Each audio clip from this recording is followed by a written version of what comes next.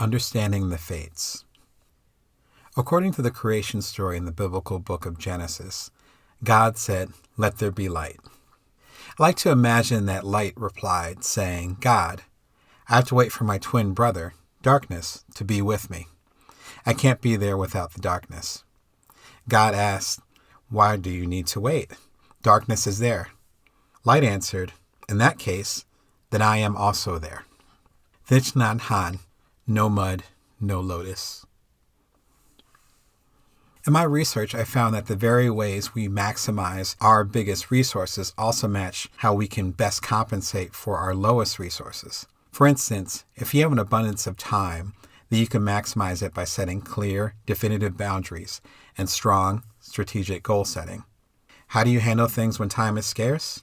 Set clear, definitive boundaries and do strong, strategic goal setting. As Wharton professor Adam Grant says, it's not about time management, but attention management, and we can use that whether we have a bunch of time or not much time to spare. They present different sides of the same coin. Some guidance books recommend taking the knowledge specific to you and reading that chapter. This isn't one of those books. In fact, that would be a mistake. Your resources are not monolithic.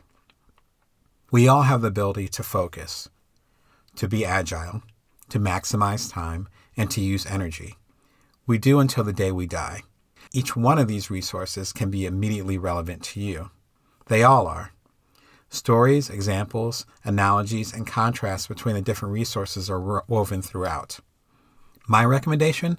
Read the book, then do the quiz over at buildfromnowquiz.com, and then go and look through the book again. You'll be able to get a feel for the different resources, which is important because your primary resource today is based on personal and professional circumstances that will likely change tomorrow. Remember, your resources are not fixed. If you take the quiz post-reading, you could be pleasantly surprised too. The veil between you and your subconscious self thin when you have an intense, life-relevant experience. A messy divorce, a painful funeral, or a child's birth don't automatically cause reinvention. Two people may have the same experience, but one may seem unchanged while the other is utterly transformed. Usually, though, the veil is too thick for us to be objective. Through reading this, I want us to slow down enough to see the patterns, feel the pain, and respect the past and present enough to acknowledge our best strengths and limitations. Your dominant resources represent what classic business theorist Chris Argyris calls your ladder of influence. We go through 5 steps when we get new information. Number 1, we select the data relevant to us. Number 2, we paraphrase the data in language we understand. Number 3, we label the data to describe what we believe is happening. Number 4, we explain or evaluate what's happening. And lastly, we decide what to do. Then we do it. This would be less important if we looked at every experience in a fresh light, but we don't. We begin to see what we believe and experience things in ways that confirm the world we want it to be. This phenomenon plays into our fates. It is why we keep doing all-nighters, energy as our primary resource, even though we're way past the point in our life when it makes sense. It may be more efficient and comfortable stretching the timeline, time as our primary resource, but we're locked into the habit. There are a few things at work here. First, we have confirmation bias, which means more likely to accept data that fits our worldview and, frankly, our ego. We like feeling right more than we actually like being right. It gives us security. We have millions of questions that need answers because there are so many things that the reasoning mind cannot explain. It is not important if the answer is correct. Just the answer itself makes us feel safe. This is why we make assumptions. Don Miguel Ruiz says in The 4 Agreements.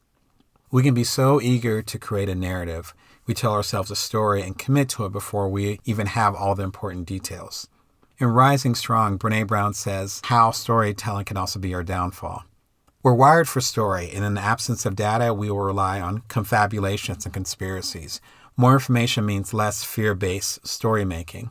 Filling in the blanks gives us comfort, not clarity. Second, the more you think about something, the more likely you'll see it. For instance, if you worry about your ability to maximize your time, then you're more likely to be paralyzed when you have to decide what to do with it, and then not wasting your time confirming your own theory. Theorists call this the Bader-Meinhof phenomenon.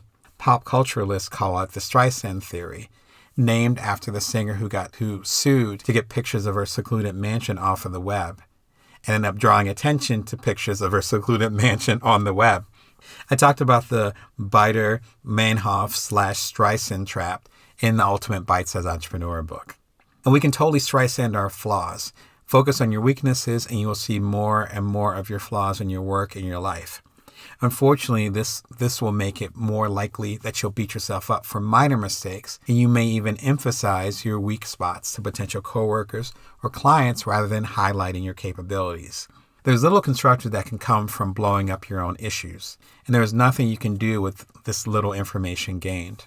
Third, the ladder of influence theory is equivalent to the online filter bubble, as your options begin to feel narrower and narrower because the framework is built to give you more of the same. Your mind works like a modern internet browser, website, or social media platform. You like this message from McDonald's? Well, let's show you an ad for Burger King, Wendy's, and Jack in the Box. You bought this crib? Well, let's suggest you buy baby bottles, rompers, and a car seat. And you like being agile? Makes you feel at your best? Feeds your ego too? Well, we'll keep putting you into situations where you have to adjust at the last minute. Let's keep you feeling good. The ladder of inference calls it a reflexive loop, and it can have you leaning on a particular resource for unhealthy reasons. Our assumptions, values, and beliefs influence how we select data, interpret what is happening, and deciding what to do. Our interpretations and decisions then feed back to reinforce, usually, our assumptions, values, and beliefs. We act on the basis of our interpretations, and our actions affect what data is available to us. So our ways of understanding and acting in the world create a self-reinforcing system, insulating us from alternative ways of understanding. As you look at your resources, do not believe one particular strength is the answer. Focus, agility, time, and energy are all necessary for you to make any sort of impact on the world. More importantly, partnering and respecting the different dimensions of you, of all of us, raises the bar for all. If you lean into focus, you'll be totally sure when you have to be agile, make the most of your time, and have the energy be concentrated on only the most important goals. If you embrace agility, then you won't focus on ideas that no longer serve you, be less likely to waste time mourning the past, and know quickly what goals give you the most energy. If you understand time, then you can focus on the long term, be agile enough to adjust to the culture, and build disciplined, consistent energy. And if you respect energy, then you can bring serious focus, keep your passion even as you are agile, and make the biggest impact with your time. You have a dominant resource, but it is never your only resource. Your resource is a filter to your world. As the saying goes, if you have a hammer, then everything is a nail. But the most dangerous thing is not knowing you're using a hammer at all.